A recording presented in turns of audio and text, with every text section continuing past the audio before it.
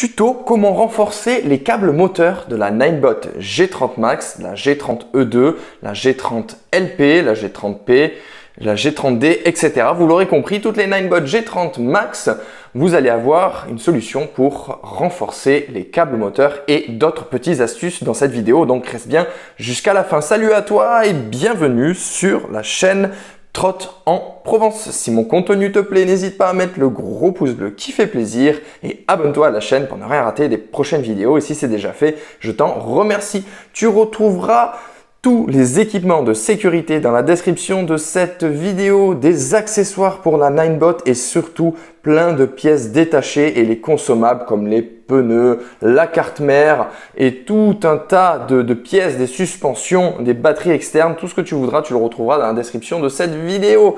Alors aujourd'hui, nous allons renforcer les câbles moteurs et voir d'autres petites astuces au passage.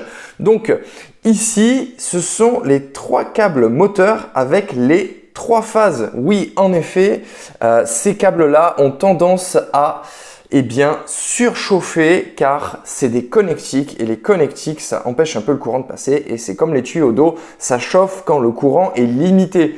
Et là, pour le coup, ce qu'on veut, nous, c'est que le courant ne soit pas limité. Donc l'astuce, il ne faut pas avoir froid aux yeux, surtout si on n'a jamais bricolé dans sa Ninebot G30 Max, eh bien, il faut couper les câbles moteurs et donc les 3 câbles moteurs qui sont liés à la carte mère. Vous voyez ici, il y a la carte mère et c'est les 3 phases qui partent ici et qui vont jusqu'à dans le moteur à ce niveau-là.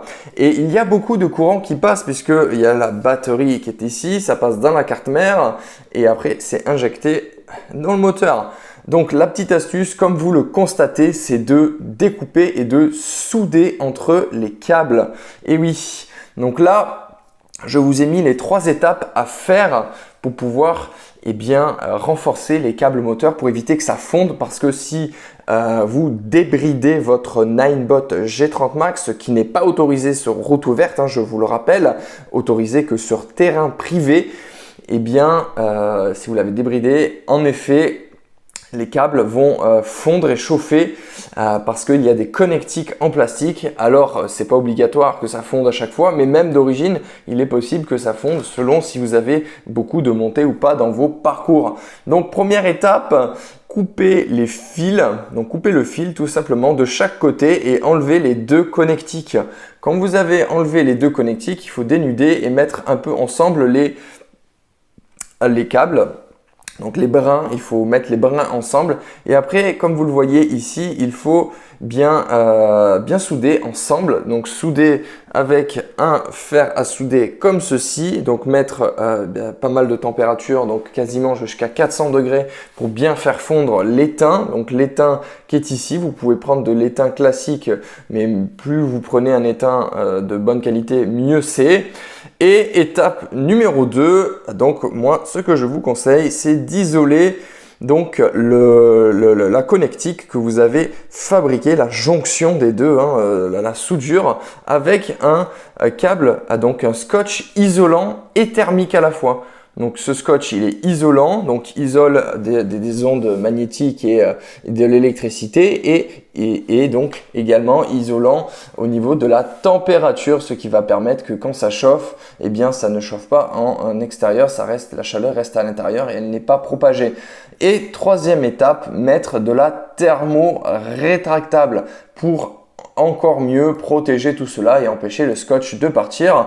Donc pas d'inquiétude, si vous voyez du scotch ici, c'est parce que à chaque fois pour vous, je vous fais des vidéos fait maison pour vous faire des customs, etc. Donc pas d'inquiétude, c'est normal. Il y a des sucres, là en fait derrière il y a des sucres et j'ai mis ce fameux scotch isolant pour qu'il n'y ait pas de souci et mon système est très fiable. Là aujourd'hui de toute façon c'est ces 3 fils. Donc la troisième étape, mettre donc cette fameuse thermo rétractable qu'on peut trouver bien évidemment de partout. Et moi ce que je vous conseille c'est de mettre une couleur de chaque. Comme on voit ici il y a du bleu, du marron et du jaune rayé en vert. Et c'est ce que nous pouvons faire ici, bleu, jaune rayé et marron. Donc tout simplement. Après donc Si vous souhaitez aller un tout petit peu plus loin, vous pouvez par exemple améliorer le refroidissement de votre carte mère avec ceci. Ceci est de la pâte thermique.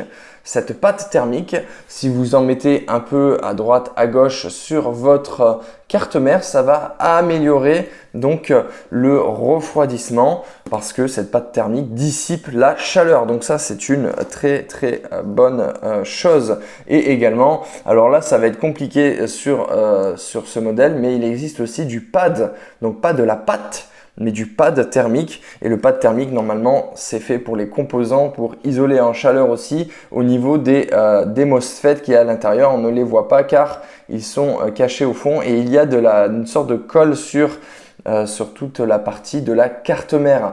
Donc voilà, je vais vous faire de toute façon d'autres tutos et vous avez déjà beaucoup de tutos à disposition pour cette trottinette électrique Ninebot G30 Max, des tutos pour des changements de pièces détachées, pour des améliorations, customisation.